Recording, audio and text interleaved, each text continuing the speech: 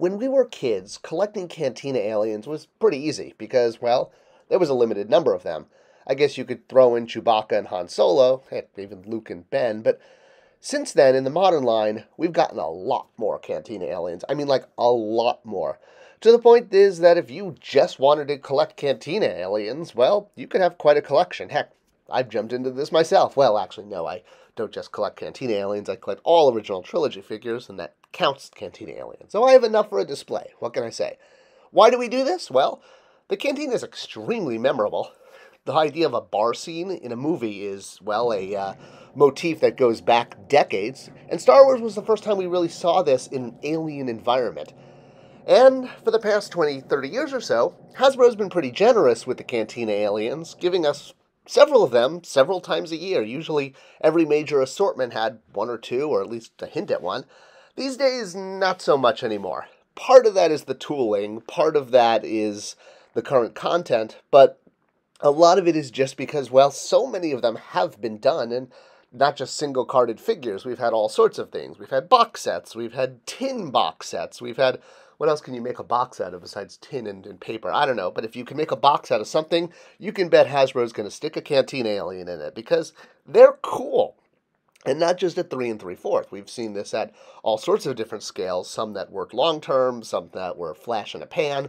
But collecting cool aliens isn't something that just appeals to collectors. Kids love aliens, and we'll hit this point at the end, too. It's just one of those genres that absolutely appeals to the child in all of us, which is probably why one of the very first playsets that Kenner ever made was Cantina-related. In fact, not this the action playset, but the Sears Cantina playset was the origin of Blue Snaggletooth, the infamous Cantina figure that was never in the Cantina. And even after the line ended, there was still a lot of pent-up demand for more figures, and that included getting more Cantina characters. In fact, lots of talented customizers, I'm not one of them, have been designing characters to look like they could have been in the retro line for years, and doing Cantina aliens that never got made and still haven't been made in the modern line tends to be a big part of this customization hobby. I wish I had that kind of talent, I just simply don't. But there's more than enough people online that do, and there's a lot of fodder in Kenner lines and a lot of base bodies to use to start with. Alright, so, with all of this as background, why is it that we're never going to have a complete Cantina? And I don't mean because we haven't gotten to every single obscure alien out there. I mean, even with all of this, we're not even close. Like, we're not even hitting the radar. There's something fundamentally wrong. And it's not just the fact that there are no bar stools in the Cantina, despite multiple multi-packs, single packs, and different, releases having seats for their characters. That's just not correct for the actual scene. They're all standing people. So why is this, other than the addition of seats, completely incorrect and just out of, whack? A lot of it comes from how we imagine the Cantina when we see it in our heads, right? We see it like this, with dancing and music and drinking and lots of colorful aliens. That's what was so memorable about the scene, and it's what broke through in pop culture. But if you look at the actual Cantina, and I'm talking about the one that was built in England, where the main shooting was done, well, the aliens were few and far between. Not only was it mostly humans, but even the aliens that were created, which were done, not on the cheap, but, with the ability at the time, they were sprinkled throughout the Cantina. You saw some at the bar, but they were, basically put there to distract from the fact that there was a lot of just people, like normal humans. Humans in astronaut outfits, humans smoking, humans drinking, humans doing what they do in bars. And, well, these are not exactly humans that make really compelling action figures, because they mostly are just sort of gruffy old men. I mean, obviously, we have Greedo, who had probably the most amount of screen time, but even he was originally disappointing to George Lucas and asked for a remake. He was a little bit too Martian-like, was the thought. In fact, when the remake was done, they placed several of them throughout the Cantina. That's not Greedo there in that shot, turning around. That's another Rhodian, or what they called Martians. They all nicknamed them, and the Greedo aliens were called Martians, because that's what the original mask looked like. Alright, so without huge number of aliens to put in the shot, post-production turned to Rob Cobb, who is a famous movie concept illustrator who created basically most of the Cantina aliens that we know and love, and then Don Post made them into masks, and that's the story of how they wound up in the Cantina through pickup shots afterwards. Not every character that Cobb created wound up in the movie. Still think this guy would make a great action figure. But all of those inset shots that we see in the Cantina, from the very first to all of the reused shots against the same wall over and over again, these were all done in pickups, and they were inserted into the film in order to create the sense that there were more aliens in the Cantina than there really were. Even the band was done in a pickup shot and was not there originally on set. So George got the Cantina to look a little closer to his vision, and the aliens looked a little bit more alien-y.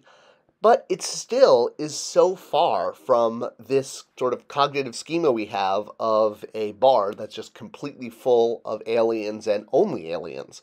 Because while all the inset shots were jammed full of them, all of the wide shots, not so much, because the wide shots are what was done on set at Elstree Studios in England. All of the pickup shots were done later on in California. Now, obviously, we have had some humans, quote-unquote, as action figures, Dr. Evazan being the most prominent, and then we've had Wuther, the bartender. Both of them had lines in the movie, which kind of elevates them above the common background character.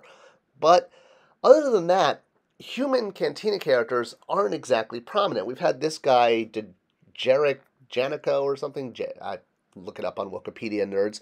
But he was kind of retconned into an alien by giving him these weird tentacle things coming out of his mouth. So I guess he's not really a human, but pretty close.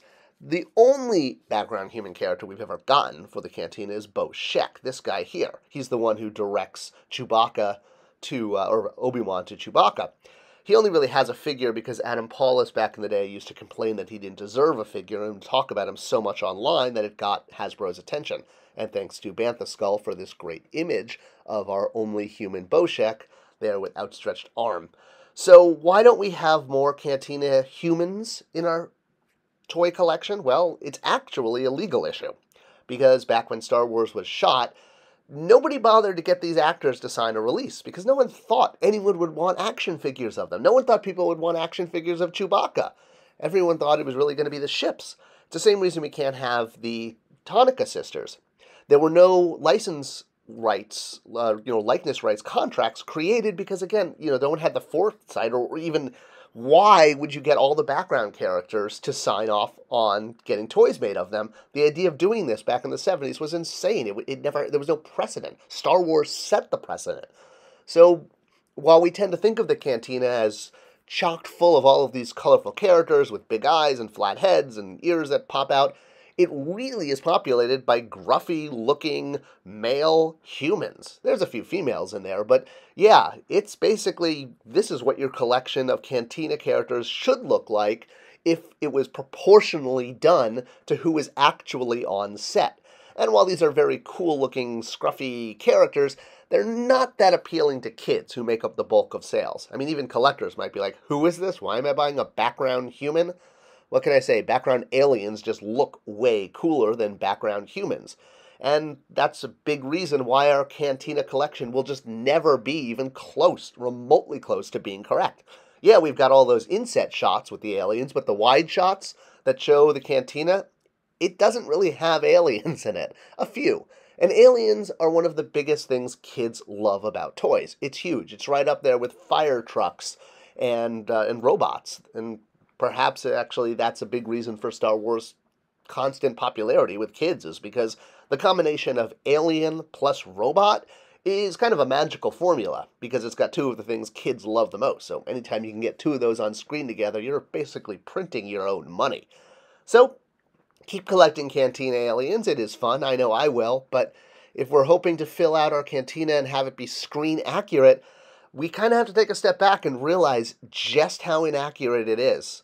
We've got a few aliens there, making sure they're prominently in the shot, but otherwise, we're talking 80-90% humans just walking around, some in space masks, some smoking, some with their hair up.